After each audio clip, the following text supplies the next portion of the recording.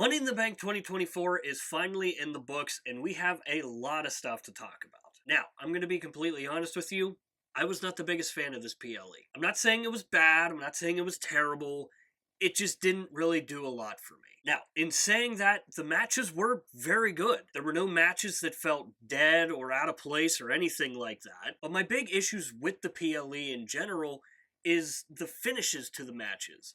Some of them were just very odd choices to make by WWE, in my opinion at least. And eventually we're going to go through each match, similar to what we did on the PLE preview, but we're going to review the match and try to make sense of what we saw last night in Toronto. Well, with all of that said, let's get into the matches and start reviewing them. Starting off with the match that kicked everything off, the men's Money in the Bank ladder match. Now, the match was really fun to watch. It was constant, non-stop car collision action, which is exactly what a ladder match should be. And I really do think that Chad Gable really shined in this match, as I'm pretty sure we all knew he would. But to me, Chad was just on a different level than everyone else. Now, I had Jey Uso winning this match because I thought it made the most sense. I thought, given how over he is right now and just how uber popular he is, so it really surprised me when Drew McIntyre won. Now, here's where I'm not a big fan of how this match finished. Because, as I said earlier, the match was good. It was a good, fun match. However, the end was ultimately a waste. We'll get to what happened in the World Heavyweight Championship match later on when we cover that match, but Drew winning was ultimately a waste. And we now know that they gave Drew the briefcase to further enhance the feud between Drew McIntyre and CM Punk, and that rivalry didn't need the Money in the Bank briefcase to already be a fantastic feud. So again, I liked the match. It was a fun match. It was a good match. I just didn't like the ending of it, and unfortunately, I thought it was a waste of an ending. Up next, we've got the IC title match between Bron Breakker and Sami Zayn. Again, another really solid match. A match that, again, unfortunately for me, was kind of ruined by the ending of it. I initially had Bron Breakker as my pick to win this match, simply because I thought that it was the right opportunity and the right time for WWE to give him a shot with the IC title. So I was really disappointed to see Braun lose in the way he did, but above all else, I'm really not a fan of Sami Zayn kind of becoming Hulk Hogan and hulking up and winning the match somehow. Like, I'm not a fan of that. Sami is good enough on his own that he doesn't need something like that to win a match. And before I continue, this is not me just piling on Sami Zayn. I love Sami Zayn. He's one of my favorite competitors in WWE. But unfortunately, I feel like his title run is already getting a little bit stale. And I'm starting to see something that I saw before in Seth Rollins' title reign as the World Heavyweight Champion, when it seemed like all of his opponents were the ones that people wanted to see win. And I think you're kind of starting to see that with Sami Zayn now. People wanted Chad Gable to win. People wanted Bron Breakker to win. As for Braun, he's going to get many title opportunities again.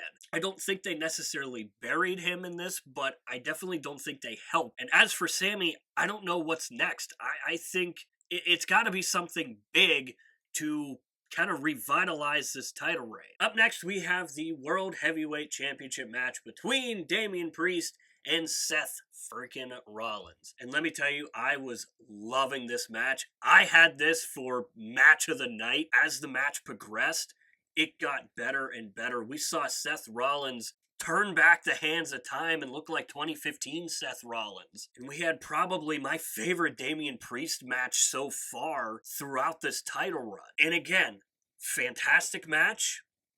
However, I was not a fan of the ending. Now, I did have Damian Priest winning and retaining. However, I didn't have it going this way because I didn't think that Drew McIntyre was going to win the Money in the Bank briefcase. And I really did not want him to cash in on this match. I really didn't. And the only reason why I didn't was because I knew CM Punk was going to get involved some way, somehow. And we inevitably got CM Punk in this match. Once Drew McIntyre came in and cashed in his Money in the Bank briefcase, he starts doing his thing and is clobbered from behind and attacked pretty brutally, by the way, by CM Punk. Like, I enjoyed that. That was really good, and I liked seeing that side of CM Punk again. In my opinion, they should have had CM Punk attack Drew in the Money in the Bank ladder match. I thought that's where it should have been, and I even said that in the PLE preview video that CM Punk should get involved, but ultimately, Drew cashes in here, gets screwed over by CM Punk again, and we lose the men's Money in the Bank briefcase. And that's why I said earlier that Drew winning was ultimately a waste. A couple other things from that match that I didn't really enjoy was the ref botch. That was very, very bad. And now WWE has to address that in some way, similar to what we saw with Randy versus Gunther when Randy had his shoulder up and the ref still counted 3. This was just bad. This was a bad, bad botch because it just threw everything off. And again, it didn't need to happen. And then after the match, CM Punk is sitting on the announce desk and Seth Rollins sees him. And I was already fired up for that feud to get going. And now I'm even more excited because Seth was pissed. So I'm very excited to see how Seth Rollins features in all of this. However, I just was not a fan of the ending. I didn't think Drew needed to cash in here. I thought CM Punk should have interfered in the ladder match. So unfortunately, what was going to be my match of the night ultimately ended up being one of the biggest disappointments of the night. Moving right along, we've got the women's Money in the Bank ladder match, and after the World Heavyweight Championship match fell flat on its face, this quickly became my favorite match of the night, and ultimately, I think it ended up being match of the night. The match was simply fantastic and kind of similar to what we saw in the Royal Rumble, where I thought the women's Royal Rumble was way better than the men's.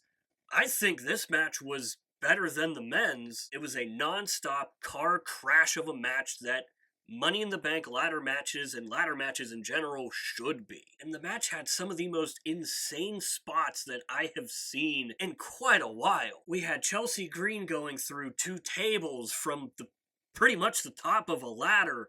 We had Io Sky pile driving Zoe Stark into a ladder. And that to me was one of the biggest moments of the night because nobody was expecting it to happen like that. And both Zoe Stark and Io Sky sold it beautifully. And ultimately, after all of that, Tiffany Stratton climbs the ladder, gets the briefcase, and it is finally Tiffy time.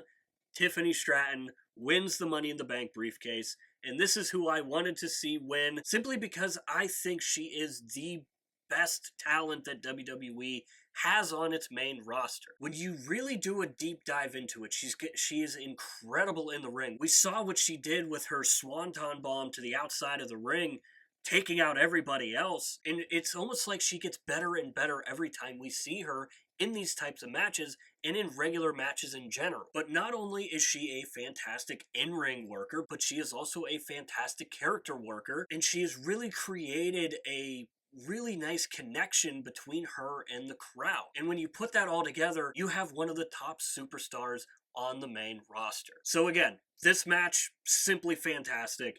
Match of the night, in my opinion. Finally, we end on the main event, the 6-man tag match between the Bloodline and the team of Kevin Owens, Randy Orton, and Cody Rhodes. Again, yet another very, very good match. However, the one star to really shine the brightest in this match was Jacob Fatu. Jacob Fatu is simply fantastic and has added some legitimacy to this new Bloodline 2.0 that we're seeing. Because not only is he just a terrifying individual, but when you see him doing a whisper in the wind, that's when you take a step back and go, okay, he is special. So again, for me, Jacob Fatu absolutely shined the brightest coming out of this match. And I think WWE has massive plans for him, even going beyond the Bloodline storyline, simply because very few people have no-sold Randy Orton before. Any Randy Orton move. Trust me, Randy Orton's my favorite of all time. And I don't remember the last time I saw someone no-sell a Randy Orton move like that. It is obviously worth noting that Solo Sikoa did pin Cody Rhodes. He was the one to pin Cody Rhodes, which is really, really big for Solo Sikoa because not a lot of people have pinned Cody Rhodes. And then when the match ended, it just kind of ended. And for me, at least, it felt a little bit off. coming into this match, I thought that we were going to see the return of Jimmy Uso or Roman Reigns. Now, when I made my PLE preview video and I said that Roman Reigns could return at Money in the Bank, obviously that had been before Roman Reigns' father, Sika, had passed away, unfortunately. But even though we didn't get a big return, I still understand where WWE is going.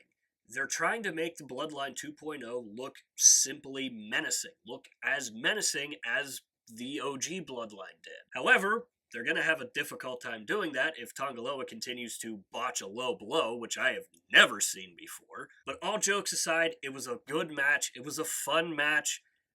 However, I really wanted to see Jimmy Uso return. Once that I heard that Roman was pretty much not showing up, I really wanted Jimmy because I thought it would have added so much more to this storyline that I think has got to start going a little bit more. So what did you think of Money in the Bank 2024?